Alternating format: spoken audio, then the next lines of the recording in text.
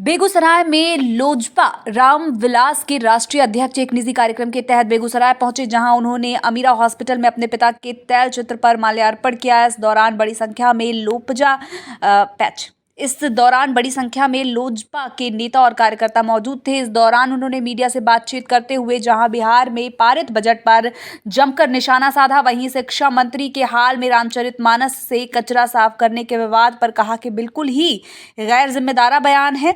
इस दौरान उन्होंने शिक्षा मंत्री पर शिक्षा मंत्री अंग्रेजों की तरह डिवाइड एंड रूल की पॉलिसी अपना रहे हैं। उन्होंने कहा कि शिक्षा मंत्री को शिक्षा के बेहतर विकास के लिए काम करना चाहिए और तमाम बातें उन्होंने कही हैं। और क्या कुछ कहना था उनका चिराग पासवान का, आप भी सुनिए। आप लोग थोड़ा सा साइड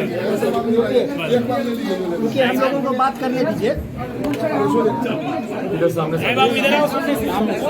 सामने आ जाओ, इधर आओ, इधर आओ। ठीक है, कोई दिक्कत नहीं, आपको कोई दिक्कत नहीं। लीजिए सौरभ जी, सवाल कीजिए। यहाँ पे बजट कल पेश हुआ है, क्या कहेंगे बजट को लेकर?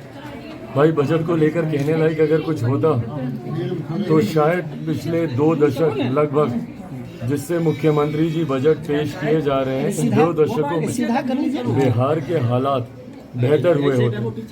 हकीकत है इस बार का भी बजट पूर्णतः निराशाजनक है। जहां एक तरफ ये आम बिहारियों की उम्मीदों को तोड़ता है, तो वहीं दूसरी तरफ ऐसे लोग जो बिहार में व्यवसाय करना चाहते हैं या जो बिहार में निवेश करना चाहते हैं, उनकी भी उम्मीदों पर ये बजट खरा नहीं उतरता है। परिणाम स्वरूप इसी तरीके के बजट साल दर साल पेश किए गए। परिणाम स्वरूप बिहार की अर्थव्यवस्था, इकोनॉमिक कंडीशन हमारे स्टेट की वैसी ही रही।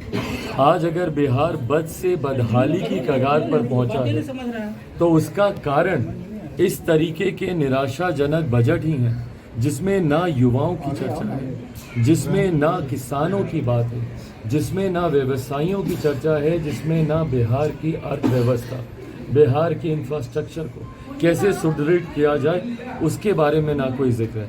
और साल दर साल ऐसे ही बजट आते हैं, चर्चाएं होती हैं, पर वो धरातल पर जितनी चर्चाएं होती हैं वो तक भी नहीं उतर पाती हैं। परिणाम स्वरूप बिहार के हालात आज भी इतने बुरे हैं।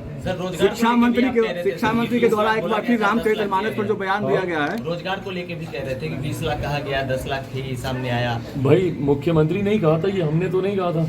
उनके उप मुख्यमंत्री ने उप मुख्यमंत्री बनने से पहले घोषणा की थी कि भाई हम 10 लाख देंगे एक हस्ताक्षर से। वो हस्ताक्षर तो उन्होंने किया नहीं, पर उस हस्ताक्षर से आगे बढ़ते हुए मुख्यमंत्री ने घोषणा कर दी। को लगता है शायद गणतंत्र दिवस के दिन उन्होंने घोषणा की थी कि 10 लाख क्या, हम लोग 20 लाख दे देंगे। तो भाई, ये 10 लाख 20 लाख की ये लोग बातें कर रहे हैं, पर जब अभ्यर्थी अपने नियोजन की मांग के लिए जाते हैं तो उन पर लाठी चलाई जाती है। अगर आपको इतना ही 10 लाख 20 लाख रोजगार देना है, तो सबसे पहले सीटेड बीटेड के 7वें चरण की भर्ती आप क्यों नहीं कर रहे? क्यों नहीं जो अभ्यर्थी अपने नियोजन की मांग को लेकर सड़क पर उतर रहे हैं, उनकी मांगों को पूरा किया जाता है। पर जब नियुक्ति पत्र देने की बात आती है, तो वो दृश्य हम सबको याद होगा गांधी मैदान का। वर्दी में लोग आ रहे थे,